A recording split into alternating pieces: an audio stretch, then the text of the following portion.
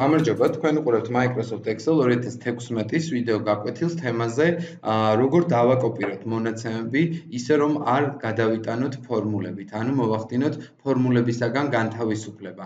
ხანდახან ამას გაყინვასაც ეძახიან, თუმცა ეს რეალურად გაყინვა არ არის, გაყინვა სხვა დანიშნულება აქვს, თვის არის და სხვა დროს არის გამოსაყენებელი. მოდით ვთქვათ, რომ განვარტოთ დეტალურად, აქ ხედავთ ხელფასებს, რომელიც არის ჩვეულებრივი რიცხვები და არსებობს ასევე ნამრავლის სვეტი, სადაც არის ხელფასის უჯრა გამრავლებული 2-ზე. ეს იმას ნიშნავს, რომ აქ გვაქვს ფორმულა. მაგალითად, თუ დავაკოპირებთ ამ მონაცემებს, გადავალთ გვერდით, მივცემთ Ctrl+V-ს, ანუ ჩასმას, მაგ შემთხვევაში დავინახავთ, რომ მონაცემებში ფორმულა თავისით გადმოვიდა და გადმოვიდა ის, რომ იმ მისამართის გათვალისწინებით, ანუ რადგან პირველ უჯრაში ფორმულა იყო, რომელიც მის წინ ორი უჯრით მდგომ რიცხვს ამრავლებდა 2-ზე, ამ შემთხვევაშიც წამოვიდა როგორც მის წინ მდგომი ორი უჯრის გამომრავლებელი.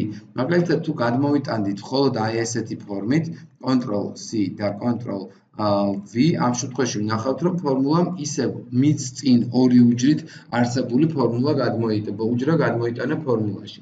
სწორედ აი ესეთი გაუგებრობა რომ არ მოხდეს და არ დაიკარგოს ცხრილში მონაცემი, ჩვენ შეგვიძლია უბრალოდ მოვნიშნოთ, დავაკოპიროთ, დავუშვათ გადავიდეთ სხვა შიტზე და მივცეთ ბრძანება paste 1 2 3.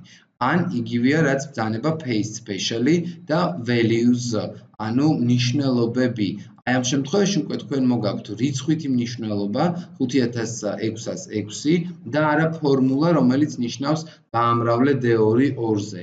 ამ შემთხვევაში გვაქვს უკვე პირდაპირ პასუხად 5006-6 და არავითარი ფორმულა. კიდევ ერთხელ შეგახსენებთ, კოპის შემდეგ აკეთებთ paste 1 2 3, ანუ აი ესე აკოპირებთ paste 1 2 3 ან values only.